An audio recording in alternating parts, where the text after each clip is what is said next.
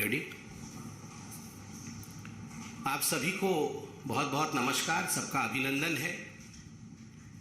आज सुबह से अखबारों में जो सुर्खियां आई हुई हैं वो हम सबको एक कहानी बयां करती है।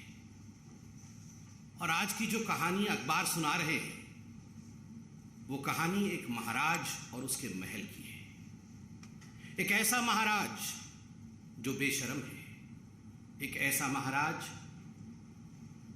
जिसके केवल महल की रिनोवेशन की कहानी नहीं है, ये पूरे के पूरे उसके आइडियोलॉजी और उसके पार्टी के लोग, उसके पार्टी के सोच के रिनोवेशन की कहानी। ये वो महाराज है जो न जाने कहां से आवाज निकालते थे और कहते थे, मैं कुछ नहीं लूंगा, मैं घर नहीं लूंगा, मैं बंगला नहीं लूंगा, मैं गाड़ी नहीं लूंगा, मैं लाल बत्ती कार नहीं लूंगा, मैं सरकारी गाड़ी नहीं लूंगा, मैं सिक्योरिटी नहीं लूंगा। कुछ नहीं से सब कुछ ले लूंगा जी। ये उस महाराज के रिनोवेशन की कहानी है। केवल महल का रिनोवेशन नहीं हुआ, महाराज के मानसिकता का रिनोवेशन, कि किस प्रकार से कुछ नहीं लूंगा जी से सब कुछ लूट लूंगा, कुछ नहीं छोड़ूंगा। ये जो परिवर्तन हुआ है, ये उस महाराज की कहानी आज हम बयां करने वाले हैं। याद करिए, दुबले पतले से वो महाराज, डबल एक्सेल का शर्ट और उसके ऊपर ये कलम, जिस कलम में केवल एक बार ही रिफिल भरा गया था। जब 2013 में महाराज ने ये दस्तावेज साइन किए थे, एफिडेविट दिया था, ये महाराज का दस्तावेज एफिडेविट है, एक ही बार इस कलम में रिफिल भरा गया है। आज तक उस कलम में रिफिल नहीं है, वो कलम केवल कपड़े में लगा रहता है, क्योंकि हस्ताक्षर तो मंत्री करते हैं। भ्रष्टाचार का काम करने का काम तो मंत्री करते हैं। महाराज ने एक ही बार हस्ताक्षर किया था और उसमें क्या लिखा था?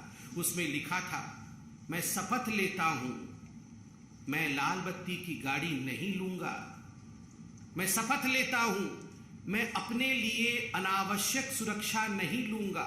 सुरक्षा बल नेताओं की सुरक्षा के लिए नहीं है, बल्कि आम आदमी की सुरक्षा के लिए होनी चाहिए। नेता को आम आदमी से ज्यादा सुरक्षा नहीं होनी चाहिए। मैं शपथ लेता हूं, मैं बड़ा बंगला नहीं लूंगा, आम आदमी की तरह सामान्य घर में रहूंगा। और बहुत सारी शपथ ली है, एक ही बार कलम का इस्तेमाल करके हस्ताक्षर किया था। महाराज ने शपथ किया था कि मैं शपथ करता हूं, मैं घर नहीं लूंगा। आपको मैं वीडियो भी दिखाऊंगा जिसमें महाराज अरविंद केजरीवाल कह रहे हैं, मैं क्यों घर लूंगा जी, मेरे तो अभी जिस घर में रहता हूं उसमें तो 4-5 कमरे हैं, मैं 4-5 कमरे में ही रहूंगा और सरकार में भी आऊंगा तो 4-5 कमरे से ज्यादा कमरे नहीं लूंगा। और मैं सरकार से भी निवेदन करता हूं कि एक छोटा सा घर मुझे दिया जाए, मुझे कोई बंगला नहीं दिया जाए, मुझे कोई गाड़ी नहीं दी जाए, और ये जो सरकार ने मुझे आवंटित किया है घर, इस घर को सरकार वापस ले ले। इस प्रकार की बातें करते थे। और आज मैं उस महाराज की हवस जो ऐसो आराम के लिए है, ऐसो आराम के लिए जो इस महाराज की हवस है, उसके हवस की कहानी सुनाऊंगा कि पैसे और ऐशो आराम के लिए किस प्रकार का इसका हवस है। मीडिया ने बताया है कि 45 करोड़ रुपए खर्च करके अरविंद केजरीवाल जी की जो सरकारी बंगला है उसका रिनोवेशन किया गया है। 45 crore rupees have been spent for the renovation of the bungalow of mister Arvind Kejriwal. इस 45 करोड़ रुपए को अगर हम देखें कि किस प्रकार से खर्च किया गया है, जो सिविल लाइन में उनका सरकारी बंगलो है, फ्लैग स्टाफ रोड में, आपको जान के आश्चर्य होगा। इसमें पर्दे की एक कहानी है, इसमें टाइल्स की एक कहानी है, इसमें मेटल फिटिंग्स की एक कहानी है, इसमें किचन की अपनी एक कहानी है। और ये सारे पर्दे, फिटिंग्स, इलेक्ट्रिकल लाइटिंग्स, टाइल्स, ये चिल्ला चिल्ला कर कह रहे हैं कि we are of the most superior quality. हम सबसे सुपीरियर क्वालिटी के हैं। और आज मैं आपके सामने वो दस्तावेज, तमाम दस्तावेज दिखा रहा हूं, जो दस्तावेज महाराज अरविंद केजरीवाल जी के घर की रिनोवेशन की कहानी को बयां करते हैं। आप ध्यान से इन दस्तावेजों को देखें। इन दस्तावेजों में एक एक पर्दे के रकम को, एक एक गैजेट के रकम को बयां किया गया है। एक एक टाइल्स कहां से, किस देश से मंगाई गई, उसकी कहानी इस दस्तावेज में मौजूद है। और मैं दस्तावेज के कुछ अंश, दस्तावेज तो बड़े हैं, कुछ अंश आपको दिखाऊंगा। आप देखिए इसमें क्या लिखा हुआ है। Superior quality tiles, superior quality ornamental work, superior quality flooring, सब कुछ सुपीरियर क्वालिटी। इंफीरियर नहीं होना चाहिए जी। ये इंफीरियर क्वालिटी तो आम आदमी की कहानी है। मैं तो महाराज हूं, सब कुछ सुपीरियर होना चाहिए। किचन के रिनोवेशन के लिए किस प्रकार करोड़ों के खर्च हो रहे हैं, वह भी इसमें बयां किया गया है कि केवल किचन के लिए कितने करोड़ों के खर्च है। अब मैं आपके सामने एक एक करके कहानी बयां करूंगा। पर्दे की कहानी। पर्दे में रहने दो, पर्दा ना उठाओ। पर्दे में रहने दो, पर्दा ना उठाओ। पर्दा जो उठ गया तो भेद खुल जाएगा। मगर मैं धन्यवाद देता हूं मीडिया का, पर्दा आखिरकार उठ ही गया। और एक एक पर्दा ये 8 लाख रुपए की, 23 पर्दे, 23 पर्दों का ऑर्डर दिया गया। 8 पर्दे लगा दिए गए, 15 पर्दे बाकी है। मुझे तो ये प्रेस कॉन्फ्रेंस करते हुए भी बड़ा अजीब लग रहा है कि पर्दों के ऊपर प्रेस कॉन्फ्रेंस हो रहा है, मगर पर्दे भी तो कोई साधारण पर्दे नहीं है, महाराज के पर्दे। पहला पर्दा, उसका रकम लिखिए आप, 5,05,087 रुपीज, ये पहला पर्दा। दूसरा पर्दा 6,22,340 रुपया का है। तीसरा पर्दा 5,59,162 रुपीज। चौथा पर्दा, और ये सबसे महंगा पर्दा है, 7,94,062 रुपए का। 7,94,000, गलती से मैंने 62 बोल दिया, 71, मतलब कुल मिलाकर के ये एक पर्दा लगभग 8 लाख रुपए का है, सबसे महंगा पर्दा है। पांचवा पर्दा 3,57,291 रुपीज। छठा पर्दा 5,84,594 रुपीज। सातवां पर्दा 6,09,13 रुपया का। और आठवां पर्दा जो सस्ता है 3,92,247। ये सबसे सस्ता पर्दा इसमें है, ये पांचवा पर्दा है, जो 3,57,291 का, ये सबसे सस्ता है। बाकी तो सब बहुत ही महंगे हैं, 8 लाख के पर्दे। महाराज की कहानी सोच के देखिए, अरविंद केजरीवाल जी की 8 लाख रुपए के पर्दे लगा रहे हैं। ये तो पर्दे की कहानी है। ये वही अरविंद केजरीवाल है जो गले में मफलर लगा के आते थे, पुरानी कार में आते थे। और इनके सारे मंत्री, याद करिए, जब शपथ ग्रहण समारोह रामलीला मैदान में हुआ था तो सारे ऑटो में लटक के आए थे। एक ऑटो में 7 लोग लटक के आए थे, 2 आगे लटके हुए थे, 2 पीछे, और 1-2 पीछे अंदर बैठे हुए थे। वो बैठा कोई शायद नहीं हुआ था क्योंकि कैमरा नहीं दिखता, इसलिए सभी लटके हुए थे। सभी लटक के आए थे और कह रहे थे जी हमारे पास तो गाड़ी नहीं है जी, हम तो बहुत ही सिंपल हैं, हम तो गाड़ी नहीं लेंगे जी, हम तो ऐसे ही लटक लटक के ऑटो में चलेंगे। और आज 8 लाख के पर्दे लटकाए हुए। पता नहीं वो वैगनर गाड़ी कहाँ है अरविंद केजरीवाल जी की, आप लोग ढूंढिए, कभी देखिए उसको। एंटीक पीस बना के उसी घर के अंदर सजाया होगा, कहीं डेकोरेटिव आइटम बना के, उसमें भी 1-2 करोड़ खर्चा किया होगा जरूर। ये पर्दे की कहानी। अब मार्बल की कहानी। मार्बल की कहानी है, ऐसी है कि मार्बल हमारे देश में वो मिलता नहीं है, वियतनाम से मंगाया गया, क्योंकि देश के मार्बल से पसंद नहीं थे अरविंद जी। स्पेशल ऑर्डर देके मंगाया गया, क्योंकि ये ऑर्डर हिंदुस्तान में नहीं पूरी हो सकती थी, तो वियतनाम से मंगाया गया है। और कुल 1,15,00,000 से अधिक के मार्बल अभी तक लगे हैं। 1,15,00,000 से अधिक के मार्बल अभी तक लगे हैं। आप सोच के देखिए, दिल्ली के सिविल लाइन स्थित 6 फ्लैगस्टाफ रोड में। बंधुगण, prefabricated artistic wood panel केवल ये रंगाई लिपाई करके अगर दीवार बन जाए, जिसको हम लोग घरौंदा कहते हैं, इस घरौंदे में तो रह नहीं सकते थे अरविंद केजरीवाल। तो प्री फैब्रिकेटेड वुडन वॉल्स, ये साधारण दीवारें नहीं होनी चाहिए, वुडन वॉल्स प्री फैब्रिकेटेड, तो उस पर खर्च किया गया 4 करोड़ 37,37,000, लगभग 5 करोड़ रुपए आपने केवल दीवारों पे वुड लगाने के लिए खर्च कर दिया गया। क्या आलीशान बड़े बड़े राजे महाराजे, वो भी अब सर झुका करके खड़े होंगे, जय हो अरविंद केजरीवाल जी की, आप तो हम सबके पिताजी निकले। मतलब हमारे दीवार पर भी इस प्रकार का सामान नहीं लगा हुआ था जो आपने लगाया। महाराज अरविंद केजरीवाल चक्रवर्ती, मतलब ऐशो आराम में चक्रवर्ती सम्राट निकले।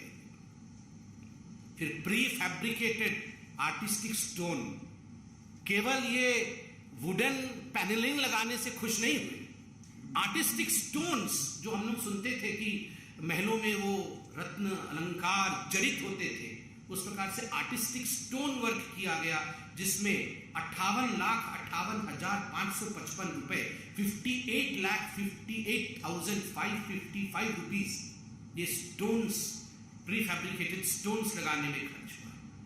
तो आप सोच के देखिए, 5-6 करोड़ की दीवारें अरविंद केजरीवाल जी ने बनाई है। और तो और decorative pillars, railings, metal decorative pieces पे लाखों खर्च किए गए। बंधुगण, कुल मिलाकर के ये सब 45 करोड़ रुपए का खर्च करके, मगर अभी इस कहानी का सबसे दर्दनाक मोड़ जो मैं आपके सामने रखने वाला, the most pathetic issue as far as the renovation of this whole mahal of Arvind Kejriwal ji is concerned, कि ये उस समय रिनोवेट हो रहा था जब कोरोना की महामारी से पूरे दिल्ली में हाहाकार मचा हुआ था। मैं डेट के साथ आपको पूरा पीस रखूंगा, आपके सामने पूरे आंकड़े रखूंगा। आज समझ में आ रहा है कि अरविंद केजरीवाल जी जिस समय दिल्ली में ऑक्सीजन सप्लाई केंद्र तो कर रही थी, टैंकर तो आ रहे थे, मगर टैंकर अस्पतालों तक पहुंच नहीं पा रहे थे। क्यों? लोगों को, आम आदमी अपने घर बेच रहा था इलाज के लिए, क्योंकि अरविंद केजरीवाल जी अस्पताल में बेड नहीं दे पा रहे थे। उस समय अरविंद केजरीवाल जी अपने महल के रिनोवेशन में व्यस्त थे। 1 सितंबर 2020 जब कोविड का पहला चरण, पहला वेव चल रहा था, तब रिनोवेशन के लिए 7,91,00,000 रुपए सैंक्शन किए गए। 8 जून 2021 को जब ऑक्सीजन सिलेंडर के लिए दिल्ली में हाहाकार मचा हुआ था, उस समय 1,64,00,000 रुपए अरविंद केजरीवाल जी के महल के रिनोवेशन के लिए सैंक्शन किया गया। 22 अक्टूबर 2021 को जब कोविड का विषय पूरा चल रहा था, उस समय 9,09,00,000 रुपए सैंक्शन किए गए। 30 दिसंबर 2021 को 5,73,00,000 रुपए सैंक्शन किए गए, मगर ये कम पड़े, इसलिए 8 करोड़ रुपए और देने पड़े और 8 करोड़ खर्च हुआ।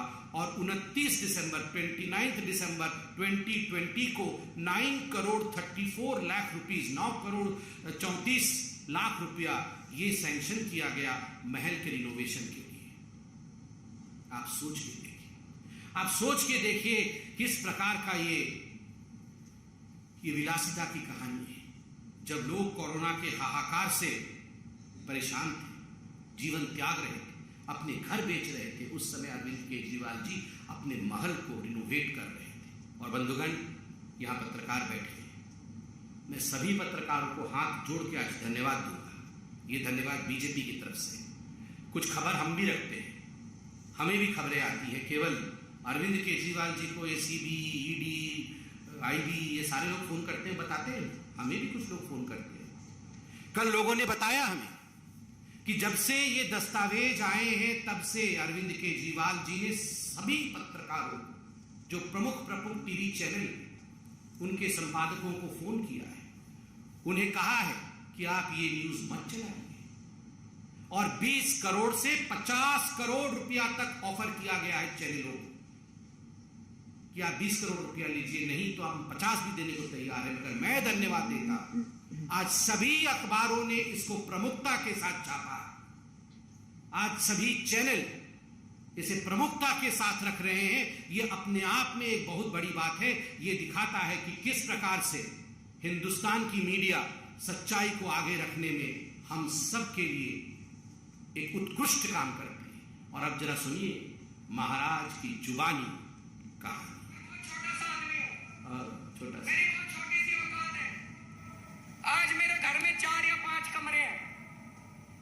मैं जहां भी जाऊंगा 4-5 कमरों से ज्यादा की मेरे को क्या जरूरत है भाई साहब।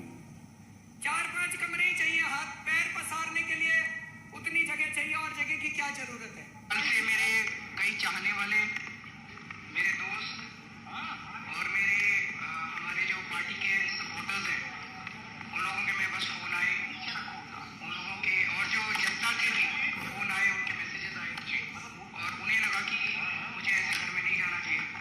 सो मैं ये दोनों घर छोड़ रहा हूँ और मैं सरकार को बोलूँगा कि वो मेरे लिए कोई और इससे भी छोटे घर ढूंढने की कोशिश करे। तो वो कहते हैं ना सीजर्स वाइज, तो वही वाली बात है, हमें तो उसके लिए तैयार रहना पड़ेगा। We have to be prepared for that scrutiny. कोई लाल बत्ती की गाड़ी नहीं होनी चाहिए उसके पास, कोई बड़ा बंगला नहीं होना चाहिए उसके पास, वो एक कमरे के फ्लैट में रहे आम आदमी की तरह, कोई सिक्योरिटी नहीं होनी चाहिए।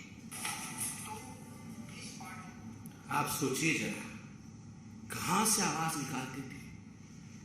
मतलब हृदय की गहराई से, पेट के अंदर से एकदम आवाज निकलती थी अरविंद केजरीवाल जी की कि एक कमरे के घर में रहूंगा जी, नहीं रहना चाहिए एक कमरे से बाहर। मैं तो सिर्फ उतना ही, मुझे उतना ही स्थान चाहिए, पैर पसार लूं बस, मेरा पैर बस दीवार से ना लगे, दीवार और पैर के बीच में इतनी जगह होनी चाहिए, बस उतना ही जगह चाहिए। कहां से ये आवाज निकालते थे और कहां से कहां पहुंच गए। पैर पसारने से लेकर शराब घोटाले तक और शराब घोटाले से लेकर महल के रिनोवेशन तक की ये कहानी आज भारतीय जनता पार्टी ने मीडिया के माध्यम से जनता के समक्ष रखा है। जनता, ये है महाराज अरविंद केजरीवाल और उनके महल के भ्रष्टाचार की कहानी। आप जरूर इसे देखें, जानें और महाराज को परखें और पहचानें। धन्यवाद। जब से टाइम्स ऑफ भारत ने ऑपरेशन शीशमहल दिखाया है, आम आदमी पार्टी की तरफ से इस पर कोई वाजिब जवाब तो नहीं आया, लेकिन वो कह रहे हैं कि प्रधानमंत्री का 500 करोड़ का घर बन रहा है, उनके यहाँ रेनोवेशन हो रहा है, वो तुलना कर रहे हैं कि प्रधानमंत्री का भी तो बन रहा है। देखिए, मैं बड़े स्पष्ट रूप से कहना चाहता हूं, पहले तो टाइम्स ऑफ भारत का बहुत बहुत धन्यवाद। आपने जिस प्रकार से इस पूरे विषय को उठाया है, दस्तावेजों के साथ, वैज्ञानिक दृष्टिकोण के साथ इस पूरे विषय की आलोचना करके इसके सच्चाई का उजागर किया है, यह मुझे लगता है प्रलोभनों के बावजूद, बहुत प्रलोभन दिए गए होंगे, यह हमें भी पता चल रहा है, यह दिखाता है कि एक सच्चाई के साथ पत्रकारिता आगे बढ़ी है। दूसरी बात है, स्वाभाविक है अरविंद केजरीवाल जी और आम आदमी पार्टी, उनके पास कोई जवाब नहीं होगा तो वो इसी प्रकार का जवाब देंगे कि प्रधानमंत्री गाड़ी में क्यों चलते हैं, प्रधानमंत्री घर में क्यों रहते हैं, ये सेंट्रल विस्ता क्यों बनता है, ये इसी प्रकार का जवाब देंगे। सेंट्रल विस्ता किसी की प्रॉपर्टी नहीं है, सेंट्रल विस्ता देश की प्रॉपर्टी है, ये हमारी देश की शान है। और अरविंद केजरीवाल वो व्यक्ति हैं जिन्होंने बच्चों की कसम खाई थी, जिन्होंने ये कहा था कि हम एक कमरे में रहेंगे। मैंने आपको सुनाया, हम राजनीति बदलने आए। जो राजनीति बदलने आते हैं वो 8 लाख के पर्दे के तले छुप के नहीं रहते हैं, वो 45 करोड़ का महल नहीं बनाते। बहुत बहुत धन्यवाद। How exactly the Aam Aadmi Party is reacting, but the question that is being asked by our channel and our network is that at the time when Delhi was reeling under the COVID wave, when people were dying, this all was being done, and people were dying due to lack of beds, lack of oxygen. So the timing is also being questioned. Now, of course, that's the reason as to why in our press conference we have addressed the timing. That during the corona, in fact, especially during the first wave and the second wave, while people in fact were in a very dire situation, people were in want of oxygen, despite the fact that the central government was sending them adequate liquefied oxygen, these oxygens could not find their route to the various hospitals. We are aware as to how people died in hospitals in Delhi. Oxygen was present, but oxygen could not be supplied because the Aam Aadmi Party and its chief, Maharaja Arvind Kejriwal, was busy in renovation of his house. So it's but natural these are questions which would be asked by the public, and I'm sure Mr. Arvind Kejriwal would be, through a press conference, answering these questions. We dare the Aam Aadmi Party to immediately take up this challenge of answering us. It's almost going to be 10 now. We dare that you should hold a press conference by 10, and you should address all the relevant questions that have been put to the fore by the media as well as Bharatiya Janata Party and the people of Delhi and this country. Thank you.